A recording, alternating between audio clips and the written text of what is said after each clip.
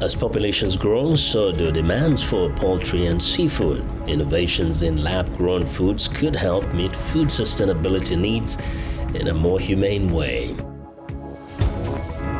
Full-scale production and supply of vitaminized rice begins at an ultra-modern rice mill in Cross River State. Experts predict a crash in the price of Nigeria's rice and a boost to food security. One-of-a-kind museum celebrates the hidden story of the cowgirls who helped build the American West.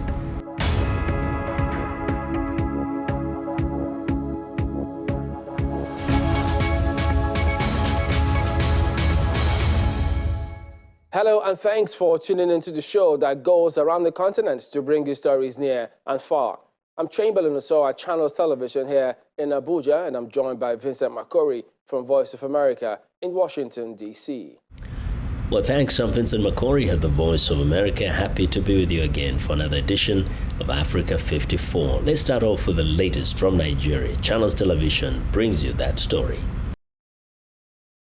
Nigeria's vitaminized rice mill begins production. The ultra-modern rice mill in Ogoja local government area of Rivers State has commenced full-scale production and supply of vitaminized rice. The facility, which has a capacity to retain about 6,500 tons of paddy per production line, is ready to crash market price of rice to a minimum in the country. According to the special advisor to Governor Ben Ayade on agriculture, the initiative is in line with President Muhammadu Buhari's agro-industrialization revolution targeted to cushion the impact of food insecurity across the nation. This is the Cross River State ultra-modern rice mill, said to be Nigeria's first vitaminized mill, located in Ogoja local government area of the state. The project, which is designed to serve rice farmers in and outside the state, has a ready market for the produce. Already, mass milling and distribution of the vitaminized rice has begun in different parts of the country. As a matter of fact, when I came here, the machines were running. All the machines from the different sections were running. The machines were producing. And you see behind me the rice that is being loaded. We have already on ground 10 trailers that are loading rice. It's taking delivery of those rice to those places. It is not an audio work. It is not a paper work. It's real. The factory is also expected to provide thousands of employment opportunities to people across the state and boost food sufficiency in Cross River and across the country. It's in the working, and it's really wonderful. This investment, I'm sure that it will give employment to our sons and daughters in Ogoja here. Some farmers who are already enjoying the factory give account on the impact it has on them. They have benefited very well, so I'm happy that this gigantic project has been installed in Ogoja. Let God bless His Excellency for putting this project here. We're going to rally around to make sure that we give the government and whoever the place have been leased out maximum support. The state government is encouraging indigents to embrace rice farming as there is a market that's readily available to sell their produce and improve their livelihood. Joining us to discuss this is the National President, All Farmers Association of Nigeria, Architect Kabera Ibrahim. Glad to have you on Africa 54.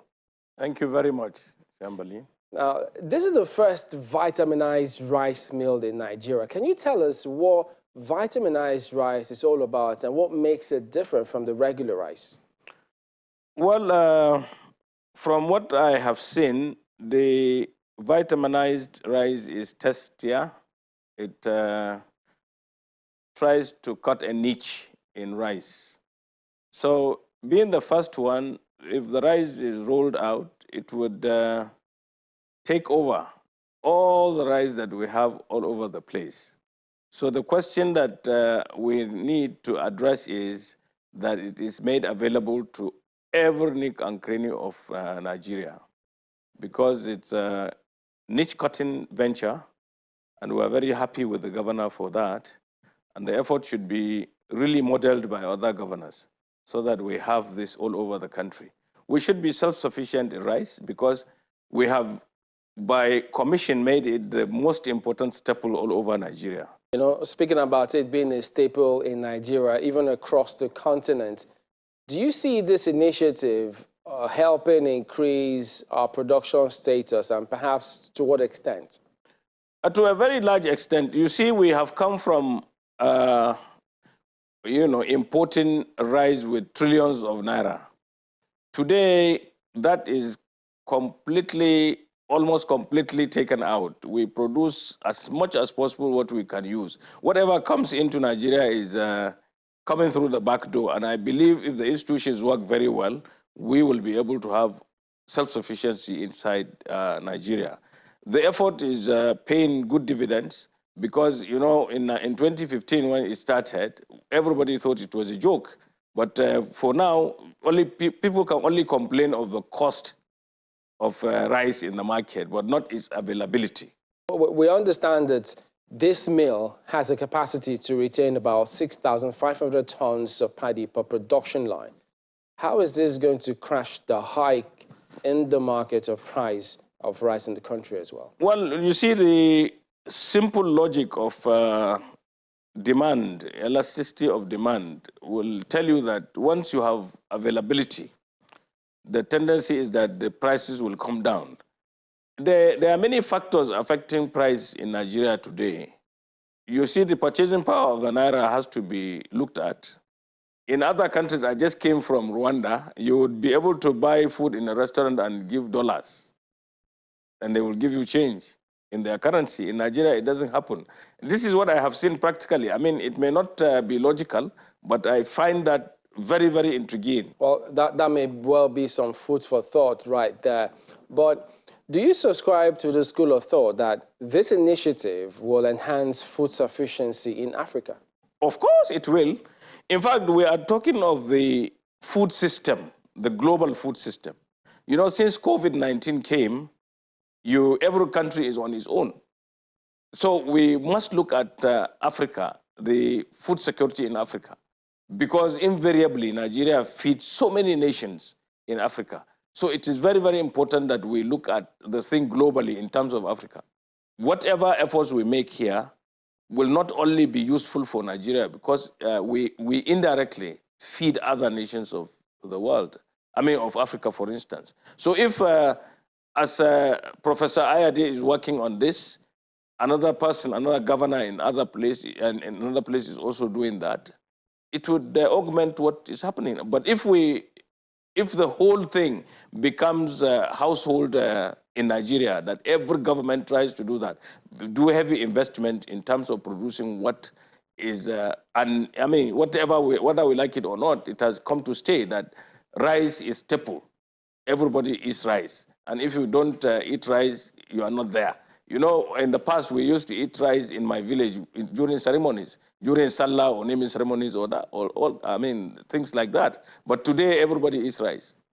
And everybody eats rice every day. 3 times sometimes. Oh, that's a certainly interesting one and a fine place to live it. Mr. Kobe Ibrahim, President, All Farmers Association of Nigeria, thank you very much indeed for your time today. You are welcome. You're welcome, Chamberlain. We want to know what you think about Africa 54 and the stories we cover. Join the conversation on Facebook. The address is Africa54, and check out our headlines 24/7 on voaafrica.com. After the break, once seen as having the freest press in the Arab world, Tunisian journalists report the erosion of media rights amid tightening authoritarian rule. Welcome back to Africa 54. I'm Vincent McCory in Washington. Tunisia's 2011 revolution was seen as creating the freest press in the Arab world. But today, many fear freewheeling expression and media rights are eroding amid tightening authoritarian rule, bringing back memories of darker times in the North African country. Lisa Bryant reports from Tunis. A demonstration in Tunis last month that didn't end peacefully. These are the kinds of incidents that worry rights groups and the journalists who report on them. I was attacked by a policeman as I was covering the violence against protesters. They hit me with their hands. I lost consciousness. Watchdog groups and media here say attacks against the country's press have been growing under Tunisian President Kais Saied. It's increasingly hard to be a journalist in Tunisia. Tunisia used to be the most open country when it came to press freedom. Unfortunately, we're no longer a model. Tunisia dropped 21 places in Reporters Without Borders' latest Press Freedom Index, published after President Saied claimed far-reaching powers last year. Voilà, ça c'était un des acquis les plus importants finalement de la révolution. One of the most important achievements of the 2011 revolution was granting journalists the freedom to do their jobs. Now we're seeing a reversal with attacks on journalists and limits to information. President Saied dismisses such concerns, which have only grown since his controversial constitution was adopted last month. In statements like this one released by his office, he promised liberties under his watch would be respected more than ever. Critics say that's not happening. They point to cases this year alone where journalists have been harassed, detained, and sometimes sentenced to prison. Still, they say there are no comparisons with pre-revolution days. Under autocrat Zine El Abidine Ben Ali, the internet was censored and independent media banned. Tunisia's 2011 revolution ousted Ben Ali and lifted press censorship, which included book bans. Online media played a key role in the popular uprising, both covering and helping to spread it. Saied's is not the only post-revolution government accused of threatening media freedom, but many say there were always channels to push back, which appear to be closing today. Lisa Bryant for VOA News, Tunis. Tunisian farmers in Africa's hottest place, Kabylie, are fighting a losing battle with drought and disease driving many to abandon plantations where they grow some of the world's finest dates. The effects of climate change, lack of rainfall, together with an infestation of the date termites blamed on the dry weather, are making life even tougher for the farmers. Many of them, especially the youths despairing of a future, say they are ready to risk the dangerous journey across the Mediterranean to seek a new life in Europe. The date palm orchards at Kabylie Oasis used to form green, fertile islands in an arid landscape, but now many of the trees are dying and dry. Bare and fruitless trunks stretch up into a clear blue sky. As a farmer and treasurer of the local water association, which helps date growers get access to irrigation from underground aquifers, Mohammed Bouaziz is starkly aware of the situation. We haven't seen rain since 2011. Underground water is boiling hot. When the electricity is cut off, the farmers can't use the water for irrigation, and the water wheels are broken. Everything came at the same time. Farmers are long accustomed to extreme heat. The highest temperature ever recorded in Africa, over 55 degrees Celsius, that's about 131 degrees Fahrenheit, was logged in Kabylie in the 1930s. But they say the effect of climate change, lack of rainfall, together with an infestation of date mite blamed on the dry weather, are making life even tougher. If we continue like this with drought and draining the water layer, in 20 or 30 years, we will not find dates in Kabylie. Trees show signs of infestation, which bunches of dates wrapped in the webbing spun by mite as they feed. More than a third of farmers have stopped using the irrigation his association provides because they could no longer afford to. And like many others despairing of a future in their own country, they were also ready to risk the dangerous journey across the Mediterranean to seek a new life in Europe. One of a string of oases on the edge of the Sahara Desert, Kabylie, grew many of the dates that Tunisia exports to dozens of countries, mostly in Europe. But with successive dry seasons, it's unclear what its future will be. It's time now for a short break, and as we do, we remind you to visit our website, channelstv.com, for news and programming around the clock. You can also find us at youtube.com/channelsweb. Still to come, on track with female empowerment in Egypt, 2 women will drive the country's underground metro, a job previously held by men. Welcome back to Africa 54. I'm Vincent McCory. The world's population is surging, and with it, the global demand for poultry and seafood. Some companies are hoping to offer lab-grown meat-based products with the same taste and texture as animal flesh. VOA's Julie Tabo has more. This picture-perfect salmon could have come from the wild or from a fish farm, but it was grown from a handful of salmon cells and cultivated in a lab at Wild Type headquarters in Northern California. We've come up with a way to make salmon cells, and we combine that with a plant-based, it's called a scaffold, which helps to give the cells the right structure to some of the cuts that you're familiar with. The goal is to supplement existing supplies of salmon that are in rapid decline amid rising demand. So our idea was, let's give them another option that doesn't involve putting added pressure on wild fisheries or continuing to rely on farmed fish. Meanwhile, at nearby Upside Foods, taste tests were underway for these chicken bites, which were cultivated from chicken cells. They look and apparently taste just as chicken should. Wow, that is chicken. It's real meat that's grown directly from animal cells, so you don't need to raise or slaughter animals, but you can still have the meat that we all love.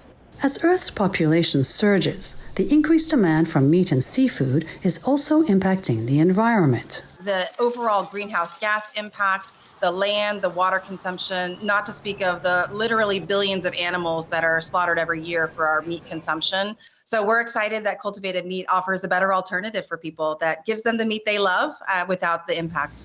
In addition to lab-grown foods, some companies are creating plant-based alternatives for traditional foods like eggs and bacon. My bacon is a delicious replacement for pork bacon, which mimics the texture, flavor, and crunch you get from bacon, but uses 100% pure mushroom mycelium to do that. Ricardo San Martin, who runs the Alternative Meats Lab at UC Berkeley, says bringing cell-based products to the mass market may not be realistic anytime soon. Scaling up just cells to produce meat, that's not feasible. We need to know how affordable this will be. This is going to be a solution for everyone or just an elite. Alternative meat companies acknowledge that their concept is still a work in progress. Let's make that first great product that can show what's possible with this technology, and then let's figure out every possible way to scale this up and get it as affordable and accessible as possible. It is absolutely a journey that is in progress. It will take years for us to really develop the infrastructure to provide as much meat as people want. It's progress that is moving slowly, but could one day change how the world eats. Julie Tabo, VOA News.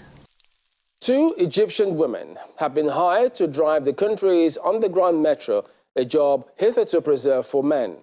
Before taking the helm, they were trained for months. Through some of their family members have encouraged them, others have shown concerns.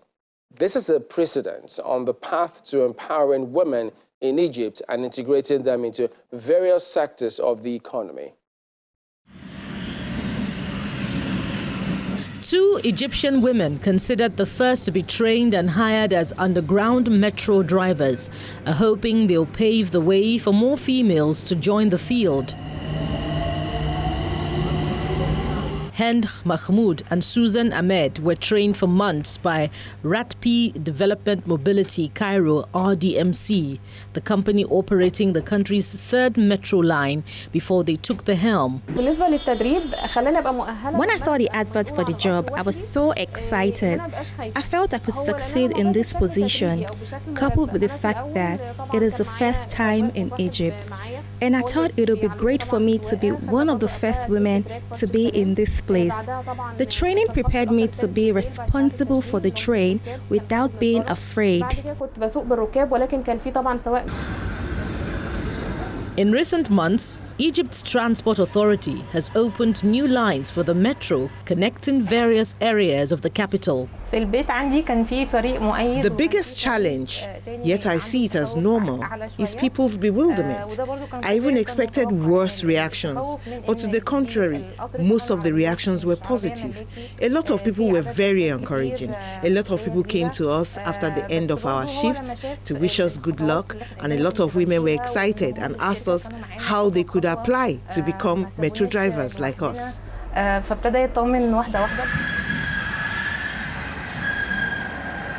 The company employs a total of 78 male and female drivers and plans on training other women in the coming months. The Cowgirls of the West Museum in Cayenne, Wyoming, tells the hidden story of the women on farms and ranches who helped build the American West. As viewers, Catherine Gibson explains, one of the most important stories it tells occurred in 1869 when Wyoming became the very first state in the nation to give women the right to vote. Cowboys and gunfights. The legends of the American West are instantly recognizable.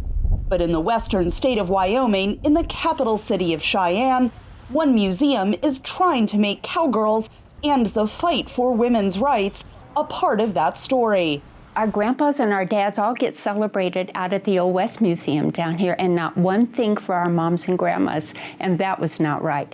And then there were a lot of old vintage, early cowgirls who rode the rodeo circuit with the guys in the late 1800s, early 1900s, and nothing about them either. Pam and Jerry Cooper are dedicated volunteers who have painstakingly collected early artifacts to tell the stories of the women who ran farms and ranches in often tough conditions. This is a washing machine. I love it when we show it to young girls and even women in their 40s and 50s. This is what your great-great-grandmothers washed on. In 1869, Wyoming became the first state in the nation to give women the right to vote, as it expanded to encourage settlers. They opened up land. You got 160 acres.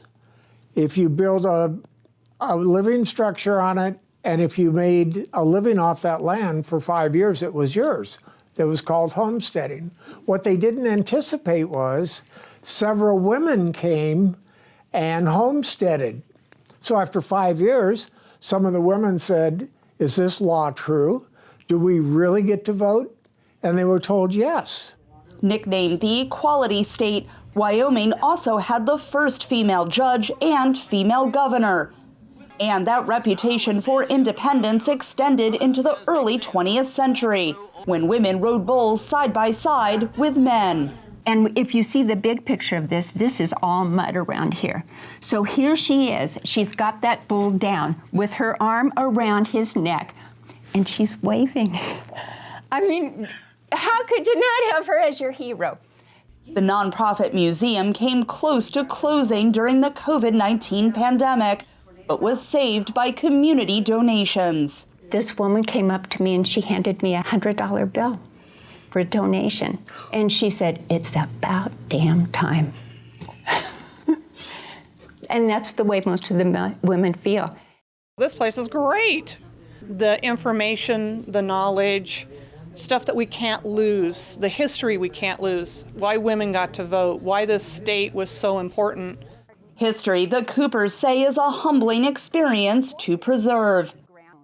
Catherine Gibson, VOA News, Cheyenne, Wyoming. Well, and that's our show for today. You can find all the continent's top news and world news online at voaafrica.com.